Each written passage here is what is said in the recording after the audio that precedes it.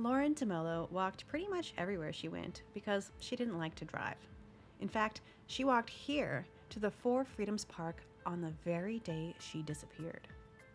Lauren enjoyed spending time at this park and came here almost every morning to meditate. 10 days after she was last heard from, police announced that her purse and shoes had been found on a picnic table in a gazebo here. Many officials, dogs, volunteers, and Lauren's family searched this park, some of them every day, which is why it was really suspicious when, after a whole nother week passed, Lauren's clean shirt was recovered from the shoreline. Had it been planted there? Why hadn't it been previously found? This case has a lot going on in it. A missing mother, a secret love triangle, allegations of domestic violence, paranoia, cover-ups, and drug trafficking. There are so many theories, and somehow each one sounds at first just as likely as the next. But when two compelling persons of interest have alibis for the day Lauren went missing, there are no answers for Lauren's family. At least not yet. Walk with me today in Cape Coral, Florida. Come along and we'll discuss what happened to Lauren Dumolo.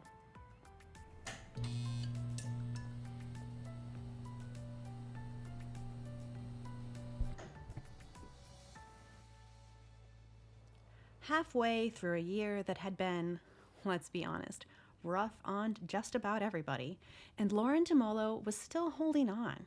She was pretty sure that she'd lost her job at Taco Bell, so on the morning of June 18th, 2020, she applied for a job here, at this gas station. In the footage taken from inside the store, she can be seen smiling and laughing with the clerk on duty. She appears happy, hopeful even. It is the last known video of Lauren Dumolo. The gas station is less than half a mile away from Lauren's apartment. She had moved to Florida 10 years earlier to build a relationship with her mother. Lauren had been raised by her dad, Paul, in Maryland. When she first moved to Cape Coral, Lauren had lived with her mom, Laura, and stepfather, Victor. But eventually, she had gotten her own apartment a few blocks away, just this direction down Coronado Parkway. It was through her stepfather, Victor, that Lauren had met Gabriel Pena, her boyfriend. Gabriel, who often went by Gabby, worked with Victor together at a flooring company, laying carpets and hardwoods up and down the Gulf Coast. Gabby was a 40-year-old divorced father of two, but that didn't bother Lauren at all. She was a parent herself, and she loved being a mom to her 5-year-old daughter, Michaela. Michaela was the light of Lauren's life, and after years and years estranged from her own mother, Lauren wanted a strong, positive relationship with Michaela. 29-year-old Lauren was described by her friends and family as kind and generous, bubbly and happy. She was a girly girl with a good heart, loving and caring. But sometimes she hung out with unfavorable characters, according to her sister Cassie. She had also actually lost custody of Michaela. Following a car accident in her teens, Lauren had been prescribed medication for pain. Unfortunately, she had developed an addiction to that medication and for years afterward struggled with drug abuse. When she lost custody of her daughter, she was devastated. But the loss was a strong motivator for Lauren, and she had been sober for 2 years by the summer of 2020 as she worked to regain custody. But Michaela was living with her paternal grandmother a few hours away. 2020 was a crazy time. There was a lot of conflict and uncertainty, but for Lauren Dumolo, there were all those things and more. That May, Lauren had discovered that she was pregnant. Feeling that she was unable to take care of a baby financially or in her current state, she terminated the pregnancy. In the days and weeks that followed, Lauren started to act paranoid. She believed that someone was after her, and she jumped into the Bimini Basin near Four Freedoms Park just to get away from them. This incident resulted in Lauren's first involuntary mental health stay on June 1st, 19 days before her eventual disappearance. Tox screens at Lauren's mental hospital check-in showed that she had not relapsed. It wasn't drugs causing her fear of being followed or chased. Lauren's father, Paul, told Gulf Coast News that he'd asked Lauren what happened that day, and, quote, "She said, I swam to the park. I didn't swim out of the park. She goes, I was being followed. I was being chased," unquote. Paul believed his daughter. He didn't think that she was facing any issues with her mental health. However, just 2 weeks later, Lauren was back in the mental health facility. Someone or someone's close to Lauren reportedly felt like something was off. Both of Lauren's mental health stays had been involuntary thanks to the Florida Baker Act, which allows for patients to be admitted if they are considered unwell, unsafe, or if they could pose a serious threat to themselves or others if untreated. Certainly, Lauren was going through a difficult time. Either someone was really after her, or she was experiencing a psychosis. The mental health stays away from home served to keep her safe and to get her medicated, but she worried about the time missed at her job. She told her sister Cassie this on the phone the night before she disappeared. Lauren was worried but motivated. We know that by the time they talked that night, Lauren had already been to the gas station looking for work, and Cassie said that they planned to talk again soon to fill out unemployment paperwork together. Friday, June 19th, 2020 was the next day. It is the day that Lauren's phone is used for the very last time, and it is the last day she was seen alive. Lauren's boyfriend, Gabby, had agreed to take a double shift at his job, and since he had stayed over the night before, he said that he saw Lauren last at about 6 a.m. that morning before leaving for work. Gabriel said that he told her goodbye and then let her sleep in. When he returned home from work at 10 p.m. that night, Lauren was not there. She had tried to call him that morning via Facebook video chat, but he had missed her call. When he tried to call her now, there was no answer. Concerned, Gabby called Lauren's father, Paul, who he had previously spoken with but not met in person because Paul now lived in California. Paul tried to call Lauren, but she didn't pick up for his calls either. Paul told Gabby to file a missing persons report for Lauren. But perhaps she was just out with friends, Gabby thought. Lauren had gone off-grid for a few days before, and Gabby said that when he spoke with police, they recommended that he wait 48 hours to report her missing. So Gabby waited. He reached out to their mutual friends and acquaintances, but he couldn't find her. Paul called his other daughter, Lauren's sister Cassie, who was also living in Florida. She called the Cape Coral Police Department to conduct a wellness check on Lauren. An officer arrived at Lauren's apartment to find it empty. She advised that because Lauren was an adult, that the family wait 48 hours before reporting her missing. The next day, that Sunday, was Father's Day. Lauren's dad, Paul, had raised her as a single dad. They had a very close relationship, and on this day, he expected to hear from Lauren. When he didn't, it was completely alarming.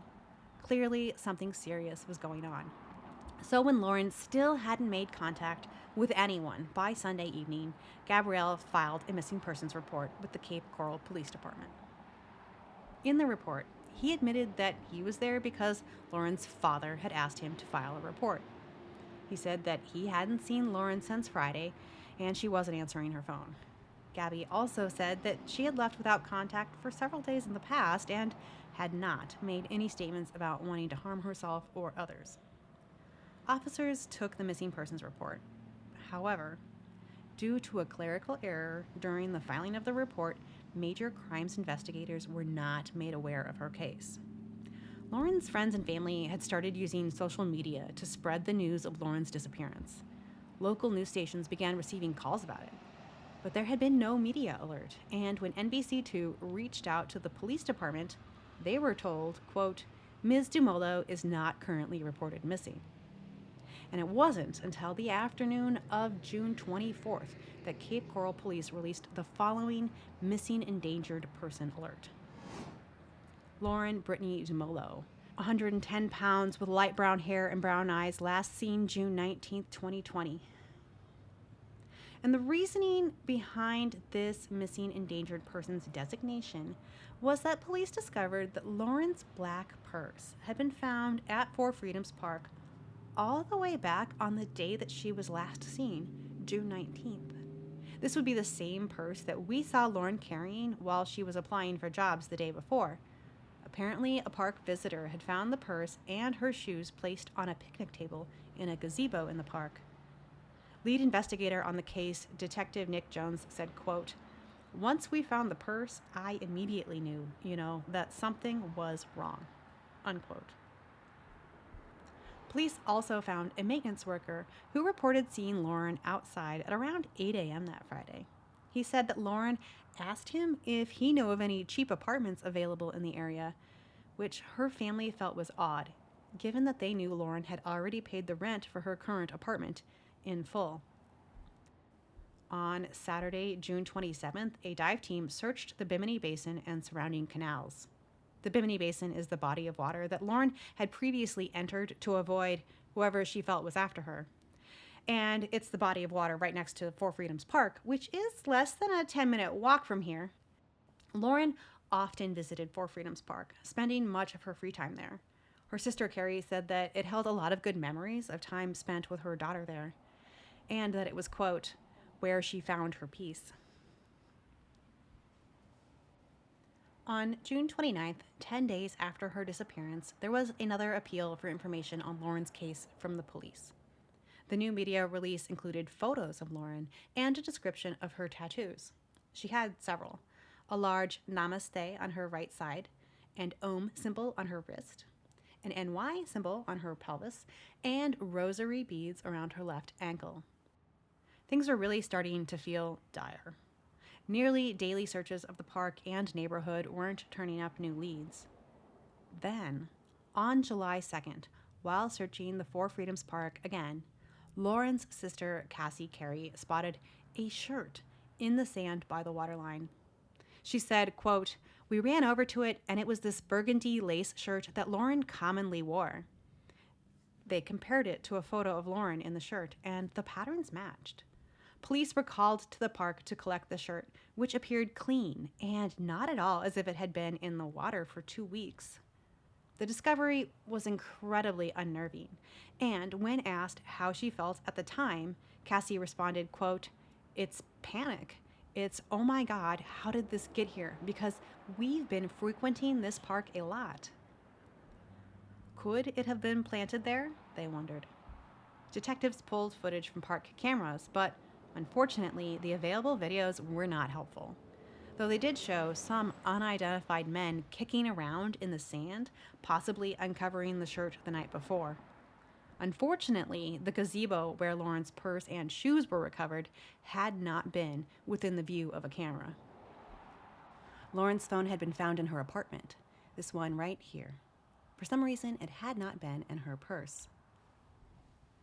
Investigators dug into her cell phone data but ran into challenges due to the messaging app that she had used. They confirmed that the last time the phone had been accessed was that morning video call to Gabby. However, the last text she had sent went out the evening beforehand. It had said, quote, "You guys coming?" But because the text had gone through this message app, the recipient of the text was unknown. A search warrant executed for Lauren's apartment revealed that it was in its typical condition, and investigators did not turn up any evidence of an altercation or event. A police forensics team could find no blood or any other physical evidence deemed suspicious. During the next few weeks, Lauren's friends and family arranged search parties. They passed out flyers. They searched these areas near her home and the park, and they waited anxiously for news about the case. 3 weeks after Lauren was last seen, cadaver dogs were brought to the park. The dogs alerted at the waterline, which prompted investigators to bring in another dive team and underwater drones. But again, they didn't find anything. The waterline wasn't the only place the dogs alerted. Mike Hadsell and his nonprofit Peace River Search and Rescue was a part of the search. He spoke with Gulf Coast News about what happened that day and said, quote, The dogs came out of the park and then they went across the street, went up to the second story of the apartment building, and alerted on the front door. And that was not a cued search. Which means the dogs sought out this direction, this scent, and this apartment all on their own, following their own noses. Mike said, to be able to pick up that kind of odor and then move across the street, that's a pretty significant event when that happens. That doesn't happen normally, unquote. The apartment belonged to Lauren's mom, Laura, and her stepfather, Victor. And it's just down the road and around the corner here, actually, so I'll point it out in just a few minutes. Inside the home, cadaver dogs hit on a curtain hung in front of Laura and Victor's washer and dryer. They said that they had a cat that had just died and wondered if that was what the cadaver dogs had smelled. But Mike Hadsell told the Gulf Coast News that human remains odor doesn't smell like an animal's. It doesn't smell like anything else, unquote. The dogs also hit on Victor and Gabby's work van parked outside the building. Gabby and Victor often brought the van home after work at their flooring job. According to Lauren's dad, Paul, they had been using it the day Lauren disappeared. The results of this search obviously looked suspicious and caused some serious tension within the family. I mean, no doubt, there was already whatever was going on in Paul's relationship with his ex, Laura. But also, Paul had concerns about Gabrielle. Lauren had told her father that she and Gabrielle had argued and that he had hit her. Lauren had sent Paul pictures of bruises that she said Gabby had given her. Additionally, Gabby had a history of domestic violence. According to court records, he had been charged with battery in 2014 for assaulting his ex-wife while she was holding their infant. This incident occurred at a Circle K, actually just a few blocks north of here. Gabby alleged that she had come after him first. However, surveillance footage pulled from the gas station showed that he was the aggressor. But his wife at the time declined to testify against him, and he was released with just a no-contact order. Police told the family that they were looking into everyone Lauren knew. Gabby gave several public interviews that summer. In July, he told Wink News that he was worried and scared. He didn't think Lauren had left voluntarily because she didn't take her clothes or any toiletries. In August, he told NBC that he was cooperating with police. Gabby told reporters that he didn't have anything to do with Lauren's disappearance, and his theory was that she went out with a friend and got messed up on drugs. It was a sentiment echoed by Lauren's mother's boyfriend, Victor. He told NBC2 that he didn't know why the cadaver dogs hit on his van or his apartment, but that he and Gabrielle had nothing to do with Lauren's disappearance. Victor believed Lauren was running with the wrong crowd, and her absence may have been drug-related. Gabby also told NBC that he had passed a polygraph, which police confirmed. They indicated that Gabby had a firm alibi for the date Lauren disappeared. Phone records and GPS showed that he had been many miles away in Marco Island working that double shift all day. In the end, investigators say that it was a mistake that cadaver dogs hit on Victor and Gabby's work van. They say that the dogs may have just smelled the scent of an old carpet, perhaps, from the home of a flooring customer who had died. Forensic tests did not turn up anything on the curtain or in the van, which had been parked in this apartment complex parking lot. Tragically, that fall, Lauren's mother, Laura, died in the hospital from COVID-19. 4 days later, the woman Paul had married after separating from Laura, Lauren's stepmother, Tracy Dumolo, also passed away. It was an incredibly difficult time for the family. But they didn't give up the search for Lauren. They organized a motorcycle ride they called We Ride for Lauren to raise awareness about her case and money to fund searches. They printed mailers and yard signs. Their hard work started to pay off, and Lauren's case gained national attention. She was featured on magazines and Dateline's Missing in America segment. However, Paul felt that progress on the case was slow, and in November, he hired a private investigator, saying that he wanted more eyes on the case and more answers. Search dog handler Mike Hadsel and the Peace River Search and Rescue continued working with Lauren's family, volunteering their time and searching a number of areas in southwest Florida. But no additional evidence of Lauren turned up. That winter, Lauren's friends and family tied pink ribbons around trees here in the park. Despite the alibi, Paul was still suspicious of Gabby, the cadaver dog results, and the fact that police did not have record of Gabby speaking with them on that Friday night when she disappeared. But even though Gabby was considered a person of interest, police didn't seem to be focusing their investigation on him. Was there someone else? Gabby and Lauren's relationship had been tumultuous. They had broken up a few times, and when they were apart, Lauren had been secretly seeing another man. When she discovered that she was pregnant that summer, she hadn't been sure that the baby was Gabby's. She had considered that it could be her other lover, Carl's baby. In the spring of 2021, lead investigator Detective Nick Jones told Investigation Discovery that Carl Crow was a person of interest in Lauren's disappearance, even though he too had an alibi for the day she was last seen. Carl Crow was a convicted drug dealer that had been behind bars when Lauren disappeared. Booked into the Lee County Jail at the end of May, a full month before she was last seen, Carl was facing a number of drug-related charges, possession and intent to distribute. There were charges for prescription medications, marijuana, and cocaine. This in addition to charges related to the death of a teenager the month before. Kaylee Mousseau's body had been found wrapped in a sheet and dumped along the roadside. An autopsy determined the 19-year-old had died of an accidental overdose. Police said that Carl was part of a group of people that had dumped her body in the road. He was charged with tampering with evidence, mishandling human remains, and failure to report a death. Because Carl was in custody on June 19th, police looked into his associates. They came up with two more persons of interest, Jose Rivera and Josh Okapol. Both had extensive criminal records.